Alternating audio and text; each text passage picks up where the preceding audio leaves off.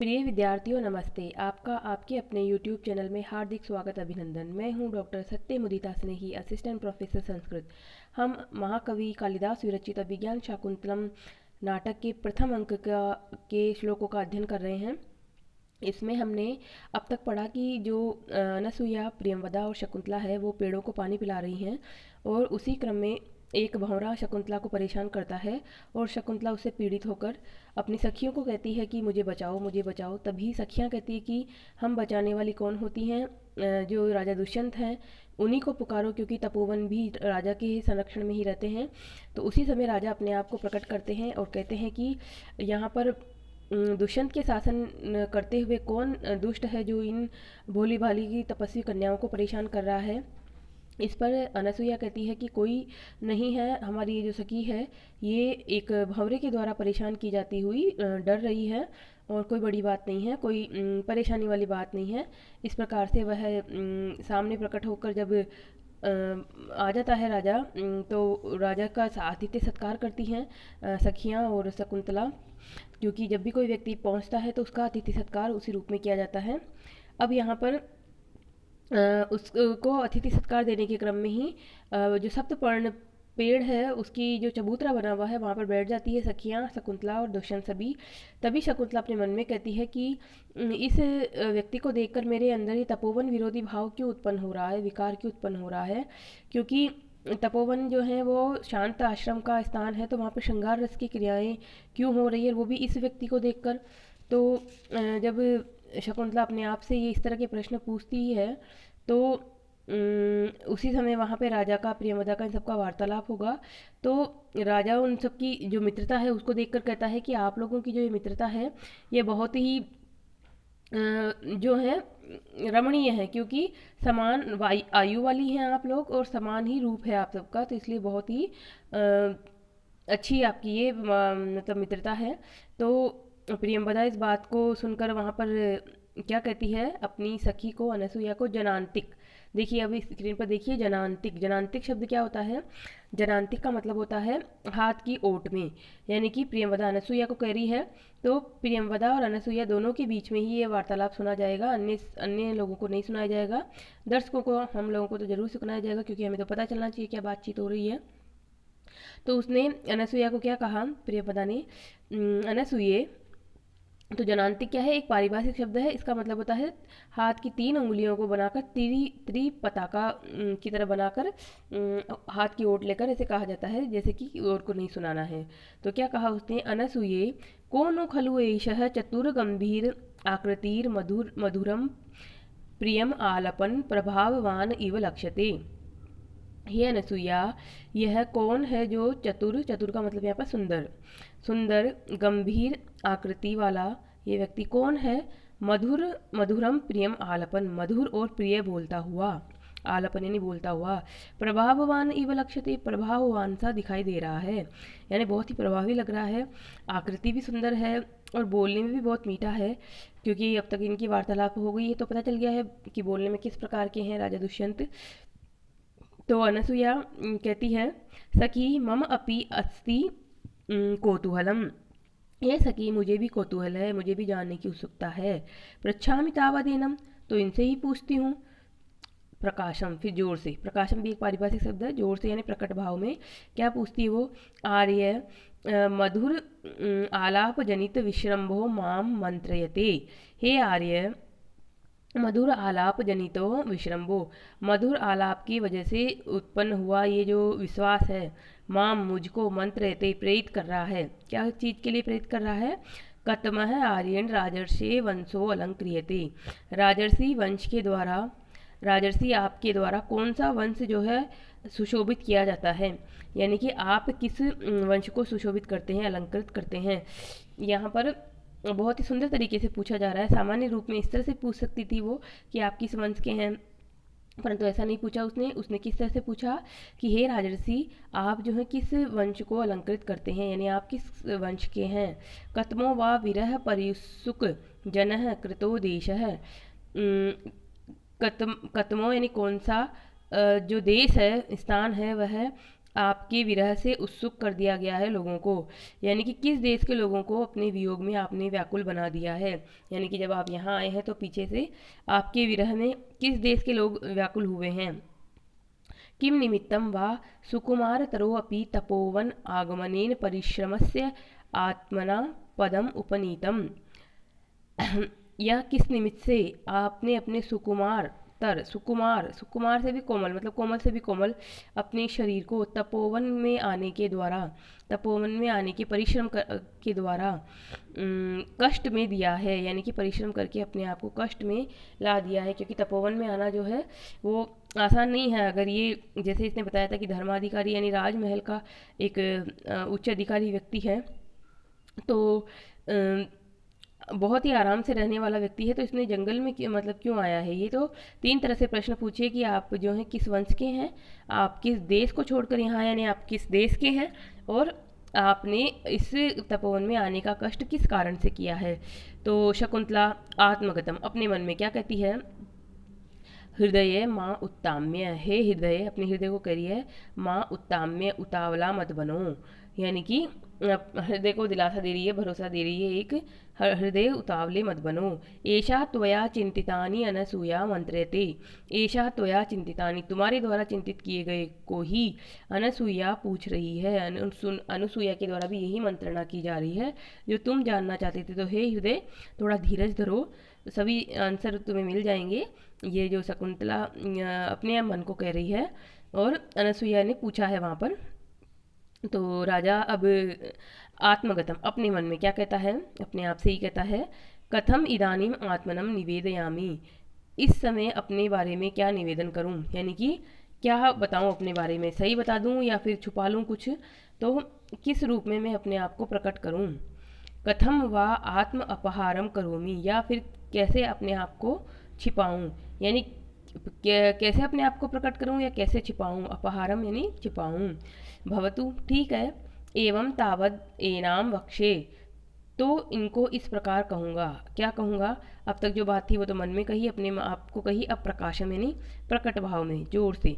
भवती, हे देवी, यह पूर्वेण राज्ञा धर्माधिकारे नियुक्त, सो अहम विघ्न क्रिया उपलम्बनाय धर्मारण्यम इदम आयातः।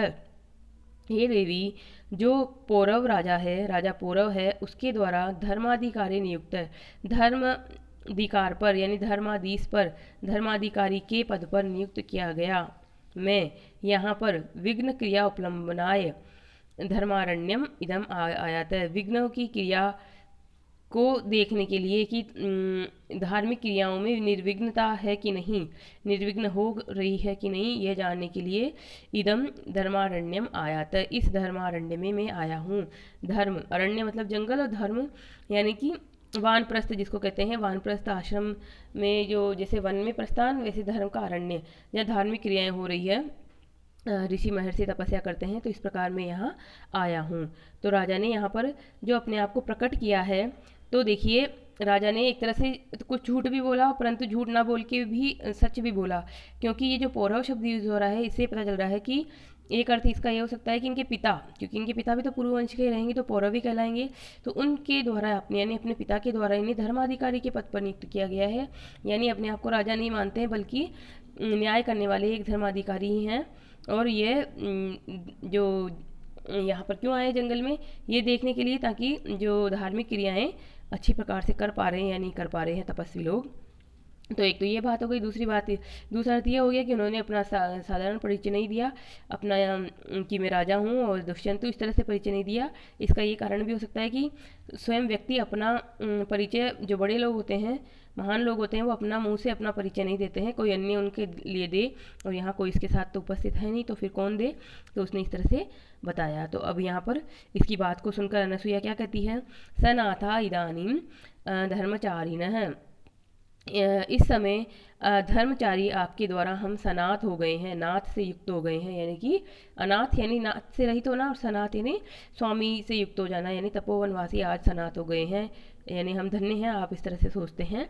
शकुंतला श्रृंगार लज्जाम रूपयती, शकुंतला जो है वो काम जनित लज्जा का अभिनय करती है, यानी कि थोड़ा उनको जो है शर्मिंदगी हो रही है। शक्यौ, उभयो उभयो आकारम विदित्वा, दोनों जो सखियां हैं दोनों के आकार को देख करके, जनांतिकम वही हाथ की ओर से क्या कहती है, हला शकुंतले, हे सखी शकुंतला, हला यानी सखी, शकुंतले यानी संबोधन में है, शकुंतला का संबोधन एक वचन में, हे शकुंतले यदि अत्र अद्य तातः सन्निहितो भवेत, यदि आज यहाँ पर तात होते तो, तात उपस्थित होते तो, पिता कर्ण यहीं पर रहते तो क्या, तो यहाँ जो सखियाँ हैं बहुत ही मतलब जानकार हैं, और राजा के और शकुंतला के दोनों को भावों को जानकर उन्होंने इस तरह से कहा। तो दोनों सखियाँ ने कहा तो अब शकुंतला उससे थोड़ा गुस्सा हो गई, बात को समझ गई इसलिए गुस्सा हुई। सरोषम इव, रोषतापूर्वक मतलब थोड़ा गुस्सा दिखाते हुए, ततः किम भवेत, तो क्या होता, मतलब उन्होंने पूछा कि अगर आज तात यहाँ उपस्थित होते, तो शकुंतला कह रही तो क्या होता, तो सख्यो करिए, इमं जीवित सर्वस्वेन अपि अतिथि विशेषम कृतार्थ करिष्यति, इनको, इन अतिथि को अपने जीवन का सर्वस्व देकर भी कृतार्थ करते, यानी कि अब यहाँ पर कहने का भाव क्या है, इन सखियों का भाव यह है यहाँ पर कि तात यहाँ पर होते तो इन अतिथि को अपना जीवन का सर्वस्व देते, यानी कि शकुंतला को ही अपने जीवन का सर्वस्व मानते हैं वो, तो शकुंतला को उनको सौंप देते हैं, यानी कि उनकी शादी, शकुंतला की शादी करवा देते इस अतिथि से, और कृतार्थ करते, इनको इनको धन्य बनाते। तो शकुंतला को बात तो समझ में आ गई, तभी कह रही है युवाम अपेत है, युवाम तुम दोनों अपेत है, दूर जाओ।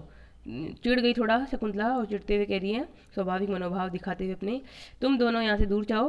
किम अपि हृदय हृदय कृत्वा मंत्र ये थे, न युवियो वचनम श्रोष्यामि, कुछ हृदय में रखकर बोल रही हो, किमपि हृदय कृत्वा मंत्रेते, तुम जो है तुम्हारे मन में जरूर कोई बात है, उसको सोचकर तुम बोल रही हो, तुम दोनों की बात को मैं नहीं सुनूंगी।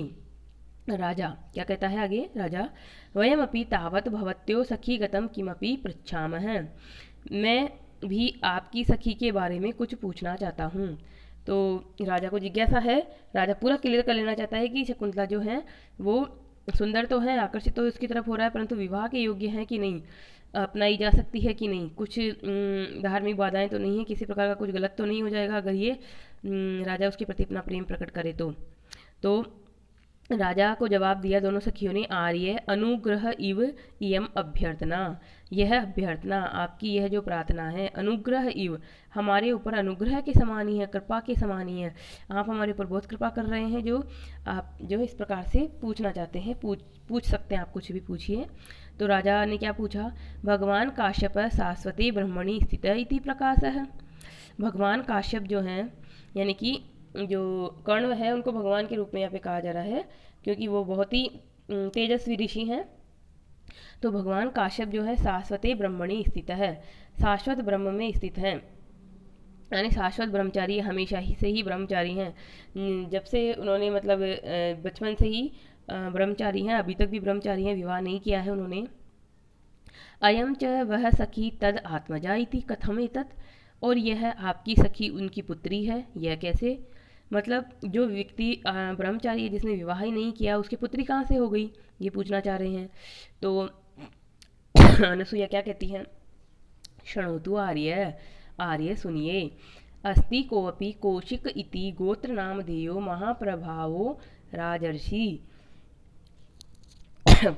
कोई जो है कौशिक गोत्र के बहुत ही प्रभावशाली राजर्षि हैं। तो राजा ने क्या कहा, अस्ति श्रूयते, हाँ है, सुना जाता है। तो अनसुईया क्या जवाब दे रही है, अनसुईया आगे जवाब देती है, तम आवयो प्रिय सख्या प्रभवम अवगच्छ, तम उनको, आवयो प्रिय सख्या हमारी प्रिय सखी का क्या जानो, प्रभवम, प्रभवम का मतलब है उत्पत्ति स्थल, उत्पत्ति स्थल मतलब यहाँ जन्मदाता, जन्मदाता आप उन्हें समझिए, यानी कि जो कौशिक गोत्र के एक महाप्रभावशाली राजऋषि हैं उन्हीं को आप हमारी सखी का जो है पिता समझिए। उज्जिताया शरीर संवर्धनादि भी तात काश्यपो अस्य पिता, उज्जिताया छोड़ दी गई इसका, शरीर संवर्धनादि भी शरीर आदि का संवर्धन करने के द्वारा यानी लालन पालन के द्वारा, तात काश्यप इसके पिता हैं, यानी कि जो जन्मजात पिता थे उन्होंने तो इसको छोड़ दिया और तात काश्यप ने इसका क्या किया, लालन पालन किया है, इसलिए वह इसके पिता हैं, जन्मजात पिता नहीं है। आश्चर्य से जो उनको हुआ था ना, आश्चर्य राजा को कि कैसे ये हुआ कि ये इनकी पुत्री कैसे हो गई, तो ये उसको जवाब मिल गया। अब राजा को फिर से जिज्ञासा हो गई। उज्जित शब्देन जनितम में कौतूहलम आमूलात श्रोतुम इच्छामि। उज्झित, उज्झित का मतलब छोड़ी गई, त्यागी गई, त्यागी गई इस शब्द को सुनकर मुझे और कौतूहल हो रहा है और उत्सुकता हो रही है। प्रारंभ से ही सुनना चाहता हूँ। आमूल, मूल यानी जड़, जड़ से ही जो पूरी बात क्या है वही सुनना चाहता हूँ। तो अनसुईया कहती है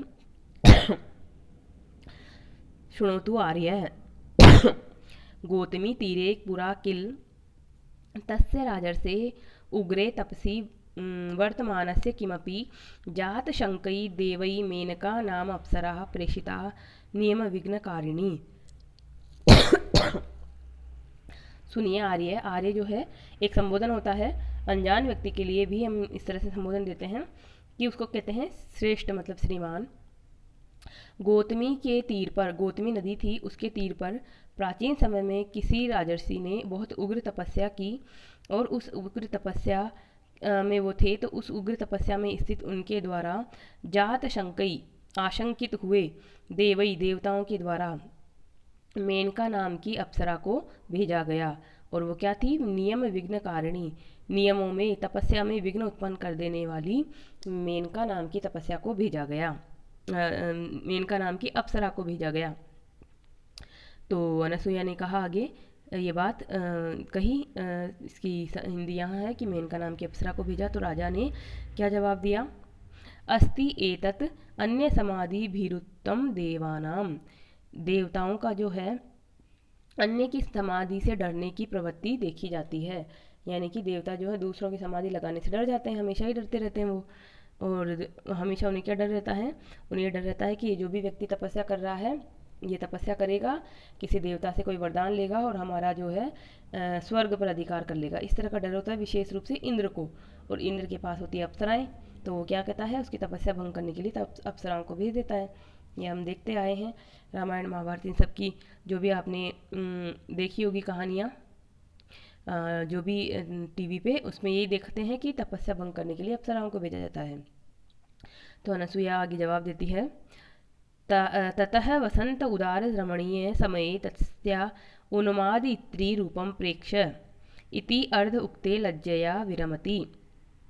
ततः उसके बाद वसंत के उदार और रमणीय समय में, वसंत ऋतु के मनोहर समय में उसके उन्मादित्री रूप को देख करके, उसके उन्माद जनित, यानी कि इतना ज़्यादा वो रूप है उसका सुंदर है मेनका नाम की अप्सरा, कि किसी भी व्यक्ति को जो है उन्माद हो जाए, पागल हो जाए उसके रूप को देखकर। तो इस प्रकार देख करके इति, इस प्रकार आधा कर कर ही लज्जा की वजह से वह चुप हो जाती है, रुक जाती है। वीरमति, विराम, अपनी वाणी को विराम दे लेती है, यानी रुक जाती है।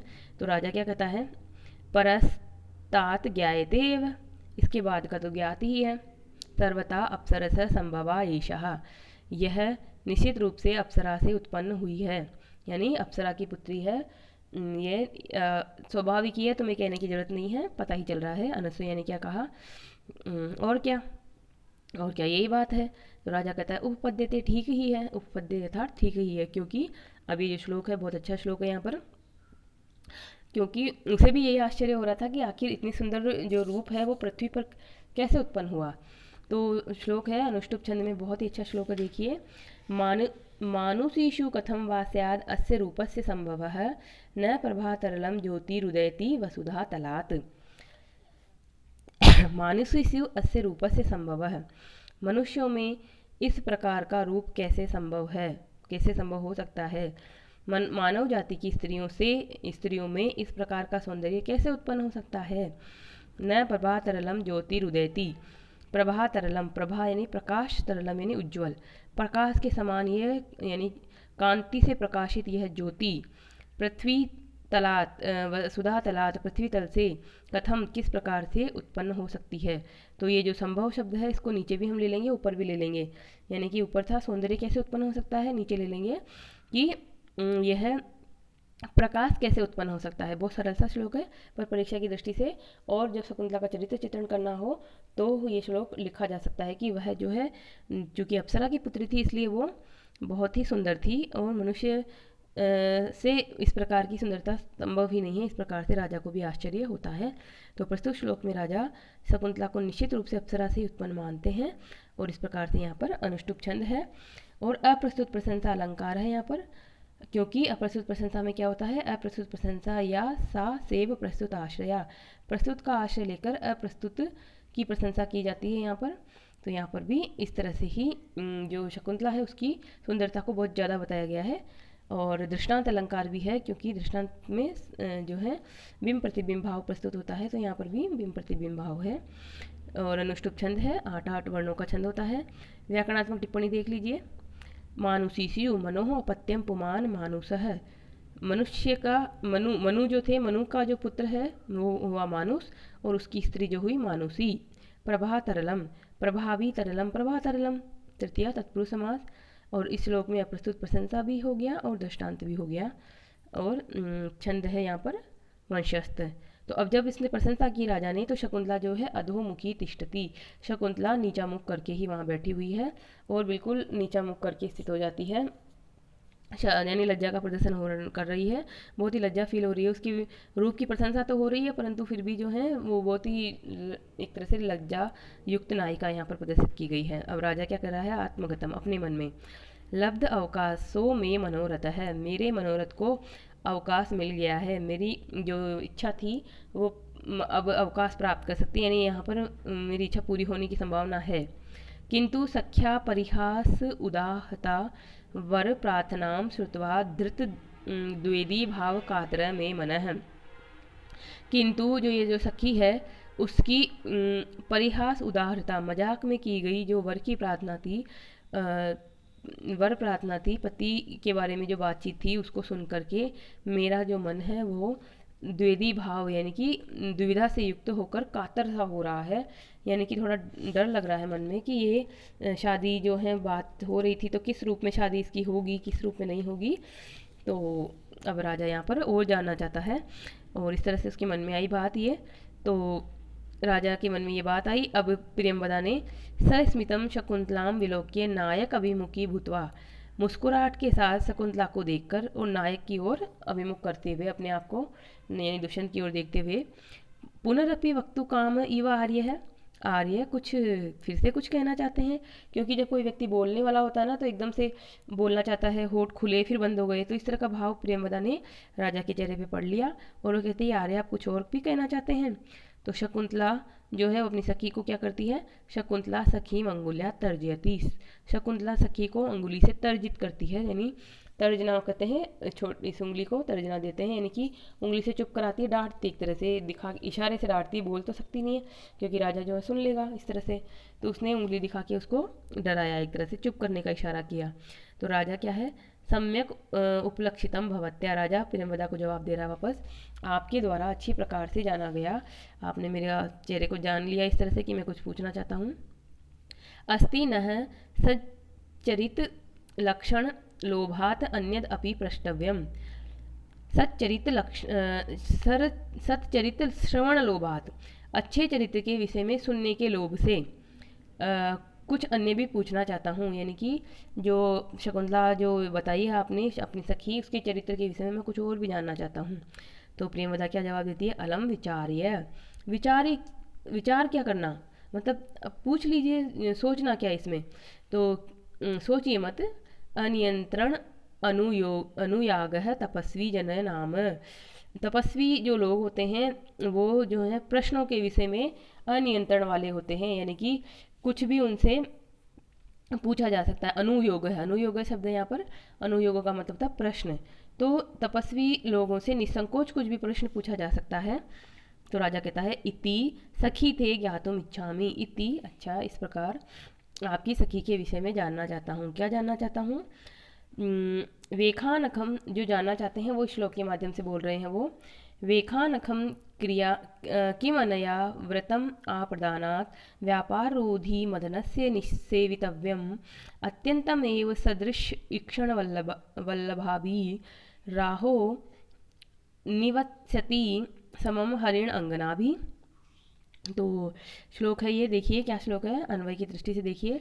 किम अनया, क्या इस यानी आपकी सखी के द्वारा, मदन मदनस्य व्यापार रोधी, मदन को, काम को के व्यापार को रोधी, रोक देने वाले, वेखानकम व्रतम, वेखानक के व्रत को, वेखानक मतलब ब्रह्मचर्य, ब्रह्मचर्य के व्रत को, आप्रदानात निषेवितव्यम, अप्रदानात प्रदान किए जाने तक, किसी वर को प्रदान किए जाने तक यानी विवाह हो जाने तक ही, निसेवितव्यम सेवन किया जाएगा।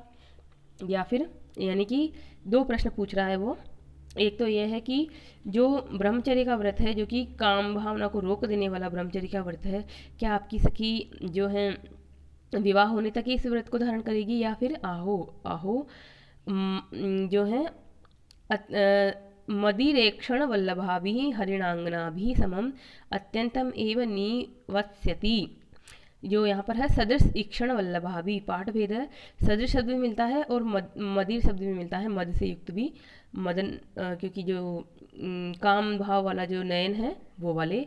तो यहाँ पर क्या कहना चाह रहे हैं, अहो मदिर ईक्षण वल्लभाभि, मदिर नयन जो है उनके कारण, वल्लभाभि वल्लभ यानी पति को, और यहाँ पे नीचे देखिए हरिण अंगना भी समम, हिरणियों की अंगनाओं के साथ, यानी हरिण, हरिण की अंगनाएं यानी स्त्रीलिंग में हरणियाँ यानी मादा जो हिरण है उनके समम साथ ही जो है निवस्यति यानी निवास करेगी, रहेगी।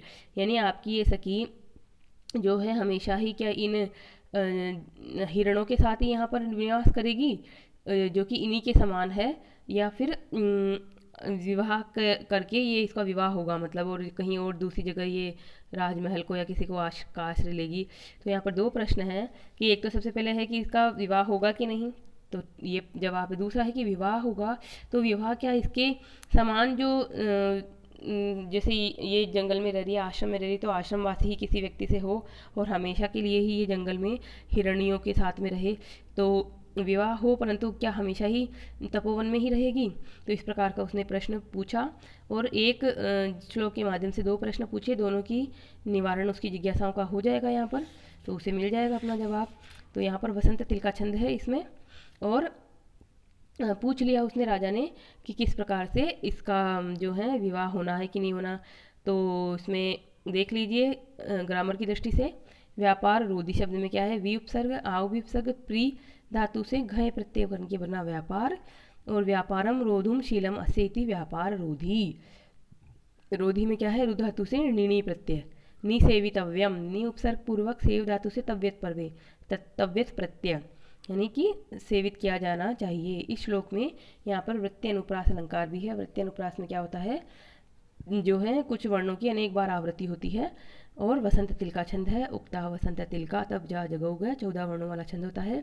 तो प्रेमवता जवाब दे रही है, क्या जवाब दे रही है, प्रेमवता ने जवाब दिया यहाँ पर कि आर्य धर्मचरणे विषय परवशो अयम जन, धर्म के आचरण के विषय में ये जो जन है, ये जो व्यक्ति है वो परवश है, यानी कि दूसरों के वश में है, यानी कि पिता तात काश्यप के वश में है। गुरोह पुनस्या अनुरूप वर प्रदाने संकल्प, परंतु गुरु ने इसको अनुरूप वर को देने का संकल्प किया है। तो राजा कहता है आत्मगतम, अपने मन में, न दुर अवापेयम खलु प्रार्थना, ये जो प्रार्थना है वो निश्चित रूप से कठिनाई से प्राप्त करने योग्य नहीं है, यानी अलभ्य नहीं है, यानी प्राप्त की जा सकती है। और इस प्रकार से राजा जो खुश होता हुआ अपने मन में फिर से क्या कहता है, श्लोक के रूप में बात कहता है, भव हृदय साभिलाषम संप्रति संदेह निर्णयो जातः आशंकशे यदग्निम तदिदम स्पर्श समम रत्नम। बहुत ही सरल श्लोक है, अपने हृदय को कह रहा है, हे हृदय जो है अभिलाषा से युक्त हो जाओ, क्योंकि संदेह का निर्णय हो गया है। इस संप्रति यानी इस समय संदेह का निवारण हो गया है।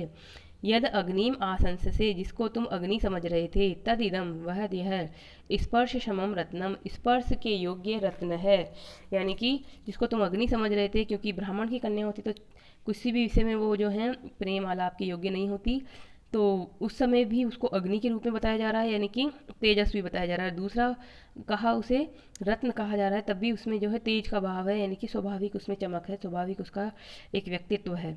तो दोनों ही रूपों में यहाँ पर शकुंतला की जो है सुंदरता और शकुंतला के व्यक्तित्व का ही उभार हो रहा है। तो हे हृदय, तुम जो है शकुंतला के विषय में अभिलाषा से युक्त हो जाओ। अब संदेह का निवारण हो गया है। कैसा संदेह? इस तरह के संदेह थे राजा को कि क्या इसका विवाह होगा, क्या ये जो क्षत्रिय कन्या है कि ये मुनि कन्या है, या फिर विवाह होगा तो किससे होगा। इस तरह से तो अनुरूप वर को दिया जाएगा, इसका मतलब चूंकि ये क्षत्रिय से उत्पन्न है तो क्षत्रिय को ही प्रदान की जाएगी। इस तरह से इसको पता चल गया है। तो यहाँ पर कौन सा छंद है, छोटा सा दिख रहा है, तो इसमें जो है आर्या जाति छंद है, और इस प्रकार से ये है। और देख लीजिए जो ग्रामर की दृष्टि से, तो यहाँ पर क्या है, सा अभिलाषम, अभी उपसर्ग लस धातु घय प्रत्यय, और काव्यलिंग अलंकार है, रूपक अलंकार भी है, और वृत्ति अनुप्रास अलंकार भी है, और आर्या छंद है। तो यहाँ पर कहाँ पर हमें मिलेगा इसमें रूपक अलंकार और अग्नि, ये जो है स्पर्श के समम अग्नि, यानी जिसको तुम अग्नि समझ रहे थे वो तो स्पर्श के योग्य रत्न ही निकला, रत्न स्वरूपा ही है। इस प्रकार से यहाँ पर है। अब शकुंतला आगे क्या कहती है, सरोषमेव, गुस्सा दिखाते हुए, क्रोध करते हुए, रोष यानी क्रोध, क्रोध के क्रोध पूर्वक, अनसूये गमिष्यामि अहम, अनुसूया मैं चली जाऊंगी, गमिष्यामि अहम मैं चली जाऊंगी। तो अनुसूया किम निमित्तम, किस कारण से, क्यों जाओगी? तो शकुंतला इमाम असम्मद्ध प्रलापिनीं प्रियम वदाम आर्यायै गौतम्यै निवेदयिष्यामि। इस असंबद्ध प्रलापिनी, इस अनावश्यक बोलने वाली को यानी प्रेमवदा के विषय में आर्या गौतमी से निवेदन करूंगी। निवेदन का मतलब है शिकायत करूंगी, यानी कि शकुंतला की शादी के विषय में किसी अनजान व्यक्ति को बताई जा रही है, कुछ भी बताई जा रही है, तो ये तो अधिक बोलने वाली है, बहुत ज़्यादा बोलने वाली है। तो इसकी शिकायत मैं गौतमी से करने जा रही हूँ कि ये जो है किसी को भी कुछ भी बताती रहती है। तो इस तरह से अनुसुईया ने शकुंतला से पूछा था और शकुंतला ने जवाब दिया। अब अनुसुईया फिर से पूछ रही है आगे, सखी न युक्तम ते अकृत सत्कारम अतिथिम विशेषम विसृज्य स्वच्छंदतः गमनम। हे सखी, इस अतिथि विशेष का बिना सत्कार किए स्वच्छंदता पूर्वक छोड़कर चले जाना ठीक नहीं है। यानी यहाँ तो अतिथि बैठे हैं और अतिथि को इस तरह से छोड़कर चले जाना ठीक नहीं है। तो इस अतिथि विशेष का बिना सत्कार किए इस प्रकार से अपनी मर्जी से स्वच्छंदता पूर्वक छोड़कर चले जाना उचित नहीं है। न युक्तम अयुक्तम, ठीक नहीं है। शकुंतला न किंचित उक्त्वा प्रस्थिता एव, शकुंतला बिना कुछ कहे ही प्रस्थान कर दी सी हुई, मानो चल ही पड़ी, वो चलने को तैयार ही हो गई। शकुंतला बिना कुछ कहे ही चल देती है। तो राजा जो है वो, राजा के मन में क्या भाव आता है, गृहीतुम इच्छन